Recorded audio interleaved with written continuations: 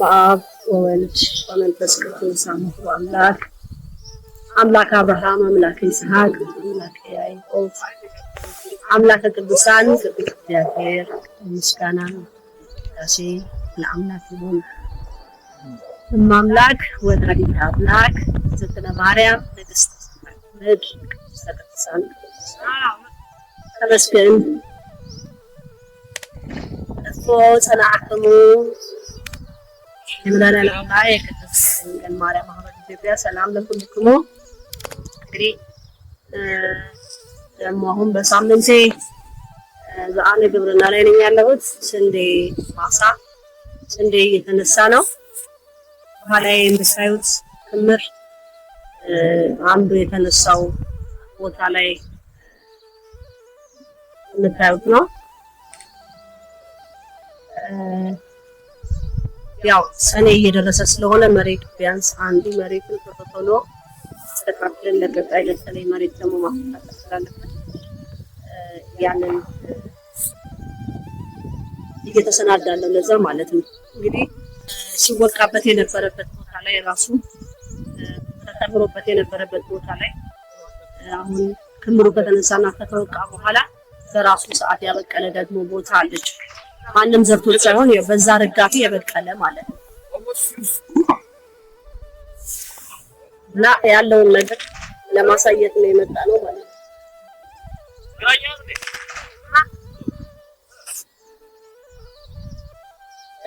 ደስ የሚል ወደዚህ አካባቢ ሲመጣ የሚሰማ ስሜት በጣም ደስ ይላል። ተፈጥሮ በራሱ ስለሚያምር ማለት ነውና አሁንም ወፉ ያው ሌላ ምርት በአካባቢው ላይ ስለሌለ ትኩረቱ እዚህ ላይ ሆኗል። በጣም እኛም ደግሞ ለቶሎ ብለን ለማንሳት እንትን እየታገልን ነው። በጣም ብዙ ወፎች አሉ ያው እንደ ምግብ ያደረጉት እና በደንብ እየጠገቡ ነው ያሉት። ሰማዩም ደመና እየለበሰ ነው። እንግዲህ ያነሱት እንደዚህ ይሄ ክፍቱ መሬት የምታዩት ክፍቱ መሬት የምታዩት ነው። ስለዚህ ወደዛኛው ደግሞ እንሄዳለን። ይሄ እንግዲህ አንድ ከምናምን ተሽቶባቸዋል ያኛው እንግዲህ ይሄ ደግሞ ይሄ ሲደረግ ሌላ ምንድነው የስራ እድልም ይከፍታል። እንደዚህ በሚነሳ ሰዓት ያው በቀን ሰራተኛ ነው በቀን እየተከፈለ ማለት ነው።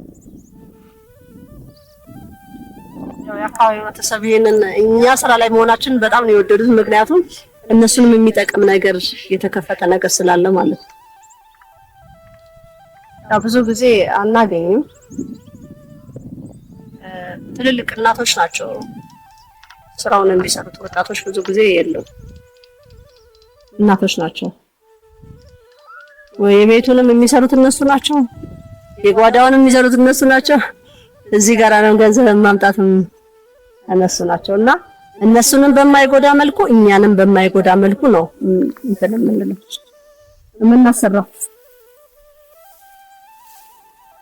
ብዙም ይጎዳን ከሆነ ያው እኛም ውጤታማ አንሆንም።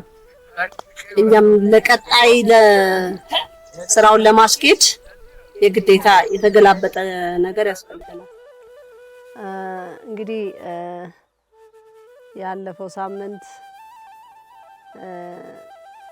የበኩር ላሟን ሴት ወልዳለች እና እንትን ስናልብ አይታችሁ ነበረ፣ ሳልብ ነበረና አሁን ደግሞ ይሄው ወተቷ ይሄን ይመስላል። በዚህ ነው የቀረበው። ከቤቱ የተሰጠኝ ነው። ያው ሀገራችን ብዙ ጊዜ እንደተለመደው ወተት ነው። አሁን ብዙ ጊዜ ያው በላስቲክ የታሸጉ ወተቶች ወዘተ ነው ያሉትና ያው እኔ ደግሞ እንደዚህ እወዳለሁኝ። እዚሁ ላም ታልባ ወተቷን ከራሷ ማለት ነው። ብዙ ጊዜ የላስቲክ ወተት እንኳን አይመቸኝም እኔ። እርጎም ራሱ ከዚሁ የረጋ እርጎ አይቡም እንደዚሁ ቅቤውም እንደዚሁ ያው ይሄ የኛ የኢትዮጵያውያን አንዱ እንትናችን ነው ባህላችን ነው እና ብዙ ልጆች እንደ እንትን ሆኖ አይጠቡም ብዙ ጊዜ ዱቄት ነገሮች ናቸውና ህፃናት እኛ ማህበር ላይ በሚወለዱ ሰዓት የሱፍ ውሃ እንዲለምዱ እንዲጠጡ ይፈቀዳል። ግን በሳይንሱ ዓለም በጣም እንደ ለልጅ አይሆንም ቅባት አለው ወዘተ ምናምን ይባላል። ግን ምንም ችግር እንደሌለው ብዙ ጊዜ አሳውቃለሁኝ። የላም ወተት ህፃናት ለምደዋል። ከተማ ላይ ሲመጣ ግን ብዙ ጊዜ የዱቄት ወተት ነው የተለመደውና ብዙ ጊዜ ይሄ የታሸጉ ወተቶች የታሸጉ ምግቦች በተለይ ለህፃናት የሚጠቅሙ እንዳልሆነ ብዙ ጊዜ እናገራለሁኝ። ተፈጥሮን እንዲለማመዱት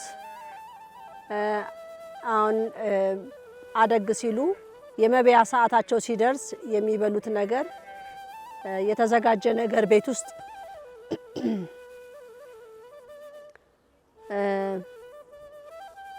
ውስጥ የተሰናዳ ነገር ቢሆን የተመረጠ ነው ማለት ነው።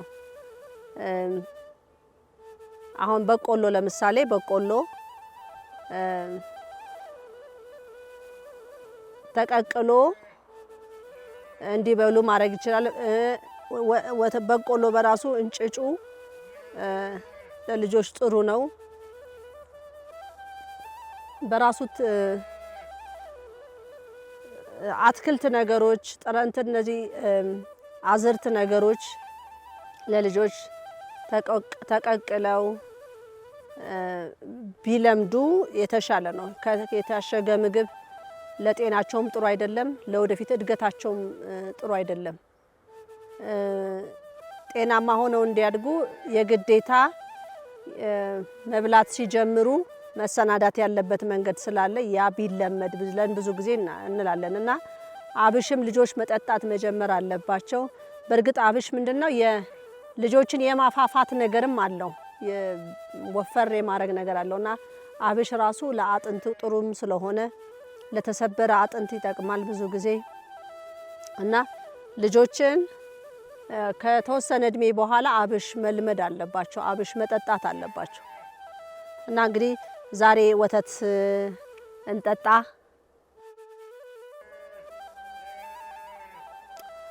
በጣም ነው የሚጣፍጠው፣ ቆንጆ ነው፣ ቅባትነት አለው።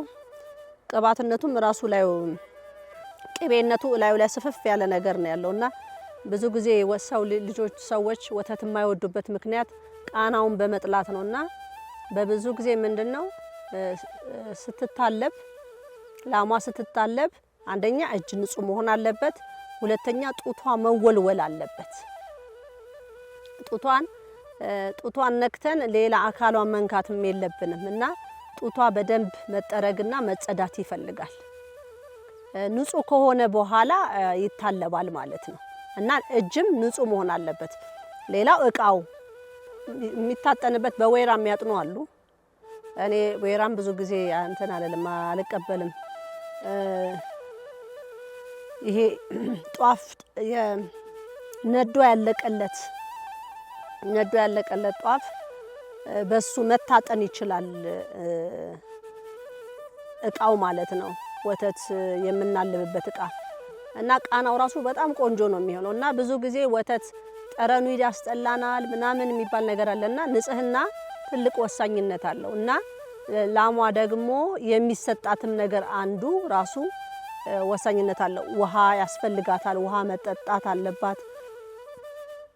የምትመገበው ነገር ጥሩ ነገር መሆን አለበት። በወተቱ መገኘቱ አይቀርምና እሷንም የሚጠግናት ወተቱንም ደግሞ ጥሩ ጣዕም እንዲሰጠው እሷ የምትበላው ነገር ወሳኝነት አለው። አሁን ለምሳሌ የደብረ ብርሃን በጎች ይባላሉ እና በደብረ ብርሃን ላይ ብዙ ጊዜ በጎቹ ጦስኝ ይበላሉ እና ስጋው የጦስኝ እንትን ጣዕም አለው እና ምክንያቱም በጎቹ የሚውሉበት ነው። ስለዚህ ላሞቹም እንደዚሁ የሚውሉበት የሚጠጡት ነገር ሁሉ በጣም ወሳኝነት ስላለው ነው እና እንግዲህ ዛሬ ይኸው በዚች ፉት ብያለሁ ማለት ነው።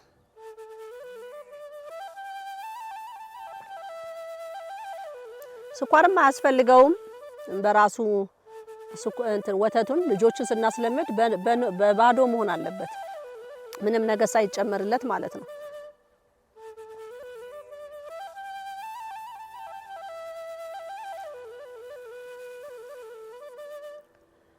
እንግዲህ ቆንጆ ነው፣ ጣፍጣል። በጣም ቅባትነት አለው፣ ወፍራም ወተት ነው።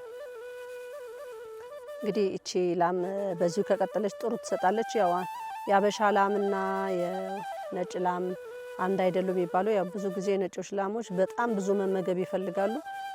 የኛም ደግሞ የኢትዮጵያውያን ከብት በደንብ ቢሰጣቸው መኖ በደንብ ቢቀርብላቸው የመስጠት አቅም አላቸው ብዬ አምናለሁ። አንድ አይደለም ወተታቸው የነጮቹ ወተትና የነጮቹ ላሞችና ይሄ አንድ አይደለም። ይሄ ቅባትነቱ ጣዕሙም በራሱ ስለሚለይ ማለት ነው።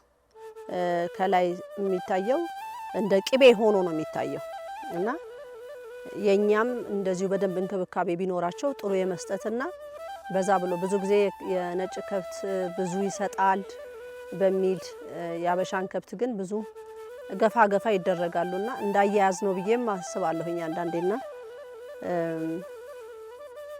አበላል ላይም የነጮቹ ላሞች በጣም ብዙ የመብላት አቅም አላቸውና ያም ልዩነት አለው። በርግጥም እንግዲህ ምን በመርህም እየተቀጠቋቸው ለየት ለማድረግ ይሞከራል። አሁን ያበሻ ላም አትሰጥም ምናምን እየተባለ የመገፋት ነገር አለና ይሄ ራሱ እኛ ኢትዮጵያውያን እንዴት ማስተካከል ምን እንዳለብን ብዬ አምናለሁ።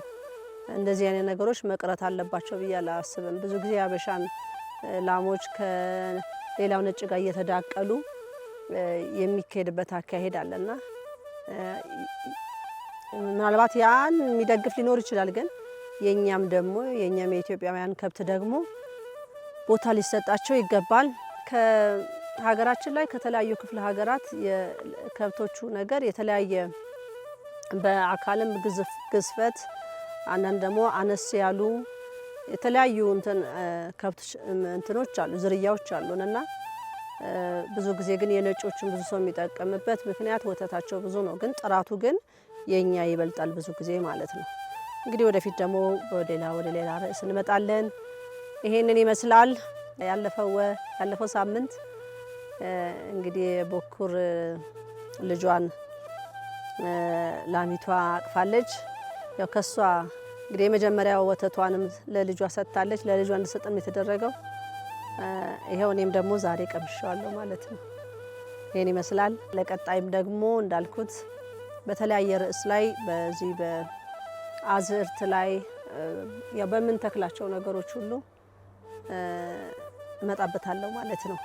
ይሄ ትልቁ ነገራችን ነው ብዬ አስባለሁ። ሰው ልጅ ያው ሲኖር መመገብ አለበትና የሚመገበው የሚጠጣው የሚበላው ነገር ምን ያህል ጥንቃቄ እንደሚያስፈልግ በጤና ላይ ምን ያህል በሽታዎች በራሳችን ድክመት የምናመጣቸው ነገሮች ስላሉ ይሄ ነው እንግዲህ ያንን እንደ ትምህርት ያየኋቸውን ለመመስከርና ከመማራቸውም ነገሮች ከማውቃቸውም ነገሮች ለሕዝብ ለማካፈል የምፈልገውን እንደዚሁ አስተላልፋለሁ ማለት ነው። እንግዲህ ይሄ እንደምትወዱት ሙሉ እምነት አለኝ። እንግዲህ እዚህ ስትመጡ ደግሞ ወተት ትጠጣላችሁ። የገጠር ቤት ነው የሚመስለው እንዲህ ስታዩት። የንቦቹንም ደግሞ እንደዚሁ እመጣበታለሁ። ያው ብዙ ጊዜ የንቦቹን ማር እንደ በነፃ ለማህበሩ እንዲሁ ነው የሚሰጠው፣ እንደ እምነት ነው የሚሰጠው እና እሱም ታይቶ አያውቅም። እሱንም ደግሞ በማሩ ዙሪያ ደግሞ እመጣበታለሁኝ። ይሄን ይመስላል። ቀጣይ እስክንገናኝ በዚሁ ፈጽሜያለሁ። ወስብሐት ለእግዚአብሔር ወለወላዲቱ ድንግል ወለመስቀሉ ክቡር። ይቆየን። ይምሃረነ ወይሳነነ በርትዕት ተዋሕዶ ሃይማኖት ያጽናነ ለይኩን።